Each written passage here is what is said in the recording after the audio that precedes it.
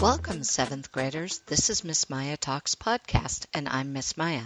On today's podcast, we are talking about the cycles of matter. So let's get to it.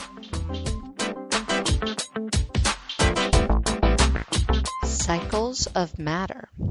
A pile of crumpled cars is ready for loading into a giant compactor.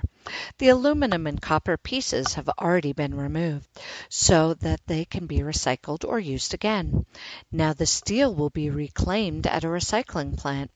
Earth has a limited supply of aluminum, copper, and iron used in steel. Recycling old cars is one way to ensure that a steady supply of these materials continues. Like the supply of metal for building cars, the supply of matter in an ecosystem is limited. Matter in an ecosystem includes water, carbon, oxygen, nitrogen, and many other substances. If matter could not be recycled, ecosystems would quickly run out of the raw materials necessary for life. In this section, you will learn about some cycles of matter, the water cycle, the carbon cycle, and oxygen cycle, as well as the nitrogen cycle. To understand how these substances cycle over and over through an ecosystem, you need to know a few basic terms that describe the structure of matter. Matter is made up of tiny particles called atoms. Two or more atoms that are joined and act as a unit are called a molecule. For example, a water molecule consists of two hydrogen atoms and one oxygen atom. The water cycle. Water is essential for life. To ensure a steady supply, Earth's water must be recycled. The water cycle is the continuous process in which water moves from Earth's surface to the atmosphere and back again. The processes of evaporation, condensation, and precipitation make up the water cycle. Evaporation. The process by which molecules of liquid water absorb energy and change to a gas is called evaporation. In the water cycle, liquid water evaporates from the oceans, lakes, and other surfaces and forms water vapor, a gas in the atmosphere. The energy for evaporation comes from the heat of the sun. Living things also give off water. For example, plants release water vapor from their leaves. You release liquid water vapor every time you breathe. Condensation. As the water vapor rises higher in the atmosphere, it cools down. The colder vapor then turns back into tiny water droplets. This process, where gas changes to a liquid, is called condensation. The water droplets collect around particles of dust and eventually form clouds. Precipitation. As more water vapor condenses, the drops of water in the cloud grow larger. Eventually, the heavy drops fall back to Earth as precipitation, rain, snow, sleet, or hail. Most precipitation falls back to the oceans or lakes. The precipitation that falls on land may soak into the soil and become groundwater, or the precipitation may run off the land, eventually flowing in a river back to the ocean. Carbon and oxygen cycles. Two other substances necessary for life are carbon and oxygen. Carbon is an essential building block in all the bodies of living things. Most organisms use oxygen for their life processes. In ecosystems, the processes by which carbon and oxygen are recycled are linked.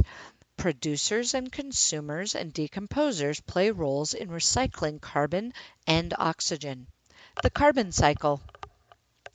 Producers take in carbon dioxide gas from the air during photosynthesis. They use carbon from the carbon dioxide to make a food molecule, glucose. When consumers eat producers, they take in the carbon-containing food molecules. When consumers break down these food molecules to obtain the energy they store, they release carbon dioxide and water as waste products.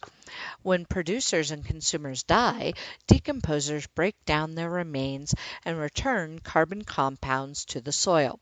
Some decomposers also release carbon dioxide as a waste product. The oxygen cycle. Like carbon, oxygen cycles through the ecosystem. Producers release oxygen as a result of photosynthesis. Most organisms take in oxygen from their air or water and use it to carry out their life processes like cellular respiration. Human impact. Human activities also affect the levels of carbon and oxygen in the atmosphere. When humans burn oil and other fossil fuels, carbon dioxide is released into the atmosphere. When humans clear forests for lumber, fuel, and farmland, carbon dioxide levels rise. As you know, producers take in carbon dioxide during photosynthesis.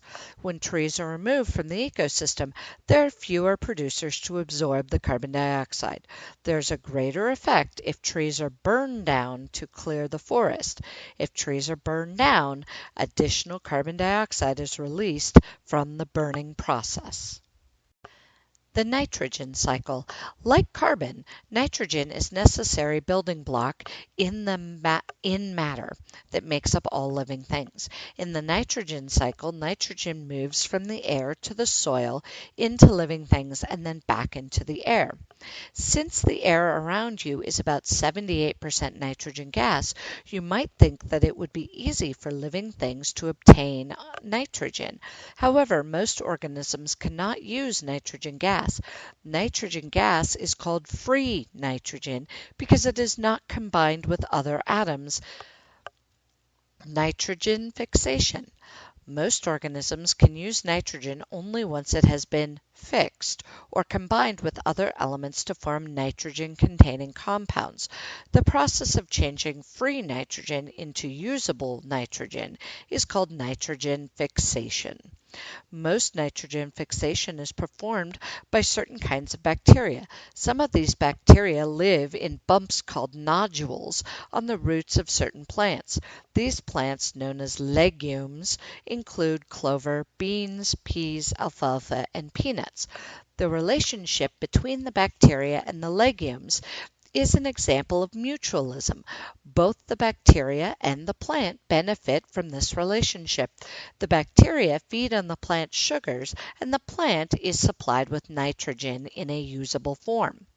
Returning nitrogen to the environment. Once nitrogen has been fixed, producers can use it to build proteins and other complex compounds. Decomposers, in turn, break down these complex compounds in animal waste and the bodies of dead organisms. Decomposition returns simple nitrogen compounds to the soil. Nitrogen can cycle from the soil to producers and then to consumers many times. At some point, however, bacteria break down the nitrogen compounds completely.